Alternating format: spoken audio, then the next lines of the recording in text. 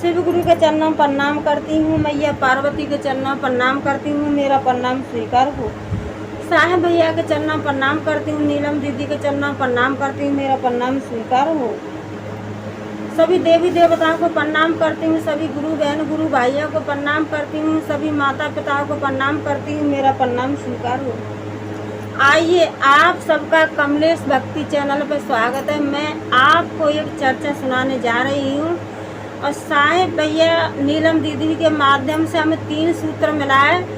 पहले में चर्चा करना है, दूसरे में दया मांगना है और तीसरे में 1 से 8 बार से प्रणाम करना है। दया किस तरीके से मांगना है कि जैसे दरवाजे पर भिखारी आता है, आंचल फैला के दामन फैला के, इसी तरीके से हमें दया मांगना है। और दूसरे में आने जाने वाले व्यक्तियों को हमें बताना है, बहन हम शिव के गुरु शिव के शिष्य बन गए हैं, आप भी शिव के शिष्य बन के देखिए, बहुत लाभ होता है, बहुत फायदा होता है। और तीसरे में 1 से 8 बार से प्रणाम करना है। रुद्राक्ष की माला द्वारा कर सकते हो, सांस द्वारा कर सकते हो, उंगली द्वारा कर सकते हो, जैसे आपका दिल चाहे मन चाहे जैसे ही आप कर सकते हो। तो मैं आप सबको एक चर्चा सुनाने जा रही हूँ। चर्चा बहुत सुंदर है, कथा बहुत सुंदर है। और मेरे चैनल को आप लाइक शेयर कमेंट सब्सक्राइब कीजिए और लास्ट में हर हर बोले ओम नमः शिवाय जरूर लिख दीजिए। क्यों कि देवों के देव महादेव का नाम लेने से घर में सुख शांति आती है और कमेंट में लिखने से सभी कष्ट दूर होते हैं, मुसीबत दूर होती हैं और बढ़िया बढ़िया घर में सुख शांति और मन में बड़ा सुकून मिलता है। इसीलिए देवों के देव महादेव का कमेंट में जरूर ओम नमः शिवाय लिख दीजिए। मैं आपको एक छोटी सी कन्या की चर्चा सुनाने जा रही हूँ। 2 देवरानी जेठानी थी। एक गांव था तो उसमें 2 देवरानी जेठानी रहती थी। तो दोनों के पास बेटी थी, जेठानी के पास भी बेटी थी और देवरानी के पास भी बेटी थी। तो जो जेठानी की बेटी थी वो भी 7-8 साल की थी और देवरानी की बेटी थी वो भी 7-8 साल की बेटी थी। दोनों के पास एक एक बेटी थी। लेकिन मैं आपको उन दोनों का एक अंतर बताने जा रही हूँ कि दोनों के अंदर कितना बदलाव था, दोनों के अंदर कितना बदलाव था और कितना अंतर था। तो जो जेठानी की लड़की थी वो बेचारी स्कूल जाती थी और जो देवरानी की बच्ची थी वो अपने छोटे से थे ही और अपना देवों के देव महादेव का बड़ा नाम लेती थी और मिट्टी का शिवलिंग बनाती थी। और उसके माता पिता थे वो कहते थे कि बेटा तुम्हारा अभी पूजा पाठ का उम्र नहीं है और अभी आपका स्कूल जाने का उम्र है, पढ़ाई लिखाई का उम्र है और आप अभी से तुम इतना पूजा पाठ में ध्यान देती हो। तो जो लड़की का स्कूल जाने के लिए मन नहीं रहता था फिर भी माता पिता और जबरदस्ती करके बेटी को स्कूल भेजते थे। तो बेटी क्या करती थी कि स्कूल में जाने के बाद और जो लिखने के लिए डॉट और कापी लेके जाती थी तो वो कुछ नहीं पढ़ती थी। वो क्या करती थी तो उसी पर देवों के देव महादेव का चित्र बनाती रहती थी और चित्र बना करके और उसके आमने आस पास लिखती थी नमः शिवाय नमः शिवाय नमः शिवाय। इसी तरीके से करती थी। स्कूल में भी तो मास्टर थे वो भी उनके माता पिता से शिकायत करते थे कि आपकी बेटी पढ़ाई लिखाई पर ध्यान नहीं देती है और आपकी बेटी तो शिव जी का चित्र बनाती है और उनके आस पास नमः शिवाय लिखती रहती है। तो जो माता पिता थे वो भी कहते थे कि बेटा अभी तुम्हारा पूजा पाठ का उम्र नहीं है, अभी तो तुम्हारा उम्र है पढ़ाई लिखाई का, तो आप अपनी पढ़ाई लिखाई में ध्यान दो। लेकिन लड़की थी, उसे पढ़ाई लिखाई से कोई मतलब नहीं था। वो तो घर पे भी आती थी तो घर में भी और अपना उन्हीं का चित्र बनाती थी और पूजा पाठ करती थी, और स्कूल में भी जाती थी तो स्कूल में भी वही काम करती थी। तो धीरे धीरे बेटी बड़ी होने लगी, शादी योग्य हुई बेटी। तो क्या हुआ कि माता पिता को और चिंता सताने लगी कि अब हमारी बेटी शादी योग्य है, हमें अपनी बेटी के लिए कहीं अच्छा सा वर खोजना चाहिए, अच्छा घर मकान देखना चाहिए ताकि हमारी बेटी खुश रहे। तो माता पिता ने और बढ़िया सा वर देखा, घर वर देखा और बेटी की शादी तय कर दी। तो जब बेटी की शादी तय कर दी तो बेटी ससुराल को जाने के लिए तैयार की। तो बेटी रो रो करके अपनी मम्मी से कहने लगी कि मम्मी, मुझे दहेज में कुछ चीज नहीं चाहिए, और आपसे मैं कहना चाहती हूँ कि जो मैं भगवान की पूजा करती हूँ तो मेरे को भगवान का जरूर एक मुझे फोटो दे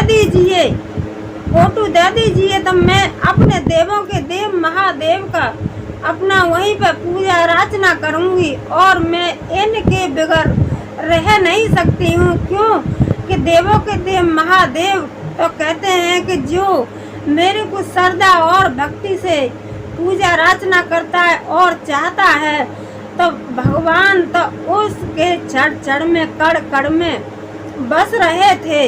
तो लड़की ने यही कहा कि मुझे कुछ नहीं चाहिए, पर मुझे ससुराल जाती समय और मुझे मेरे एक भगवान का फोटो जरूर दे दीजिए, मैया पार्वती का और देवों के देव महादेव का। तो माँ ने क्या किया कि जैसे बेटी गाड़ी में बैठा रही तो बेटी के साथ ही और एक फोटो रख दिया। तो बेटी अपने ससुराल पहुंची और बेटी अपना सवेरे उठ करके नहाई धोई, झाड़ू पोंछा किया और अपने देवों के देव महादेव का पूजा पाठ करने लगी। तो जिस घर में बेटी गई थी तो वहाँ पे भी 2 भाई थे और उसके सास ससुर नहीं थे। तो जो बड़े वाले भाई के पास छोटा वाला भाई रहता था तो बेटी वहाँ पर गई।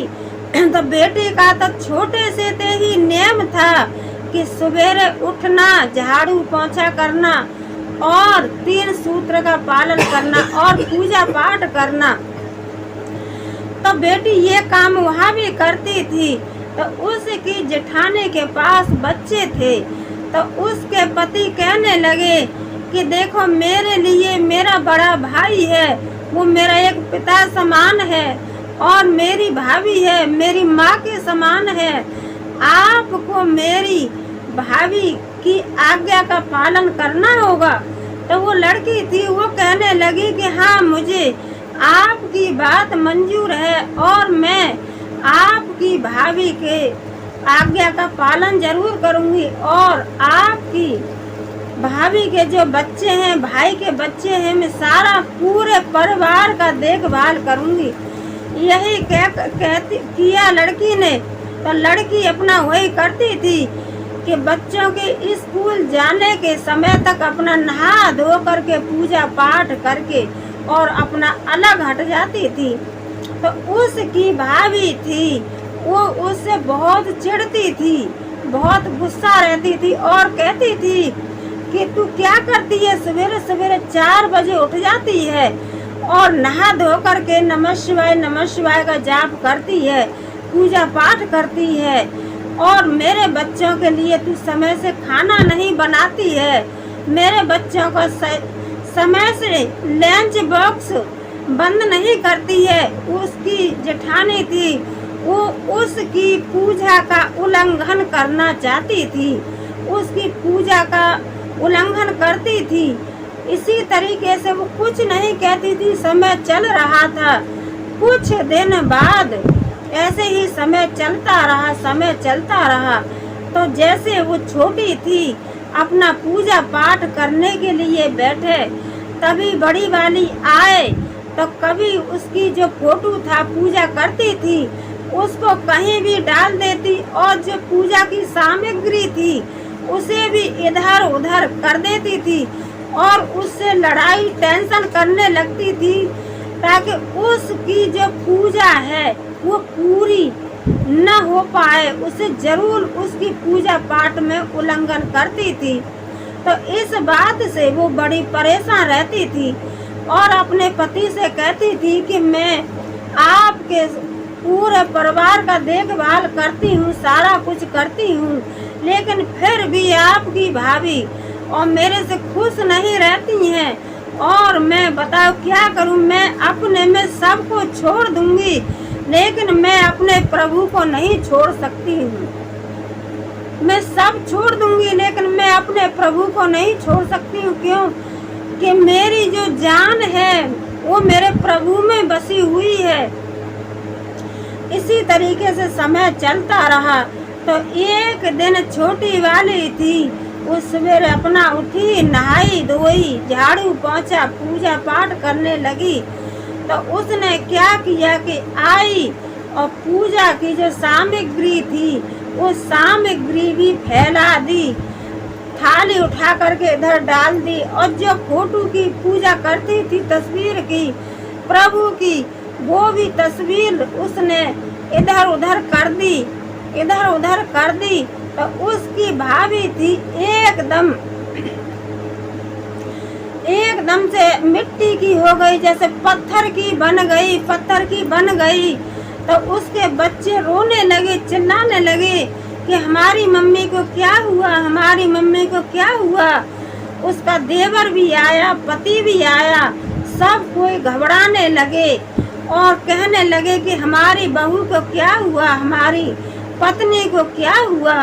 और जो लड़की थी वो अपना पूजा पाठ कर रही थी और अपने देवों के देव महादेव से कह रही थी कि हे प्रभु मेरी लाज रख दीजिए, हे मेरे देवों के देव महादेव।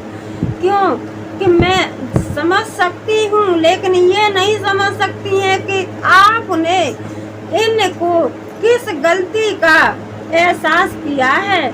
मुझे पता है कि जब मैं आपकी पूजा करती हूँ तभी ये आपकी पूजा में जरूर उल्लंघन करती हैं, लेकिन हे मेरे प्रभु मेरी तरफ से और इनको माफ कर दीजिए, हे देवों के देव महादेव मेरी तरफ से इनको माफ कर दिए।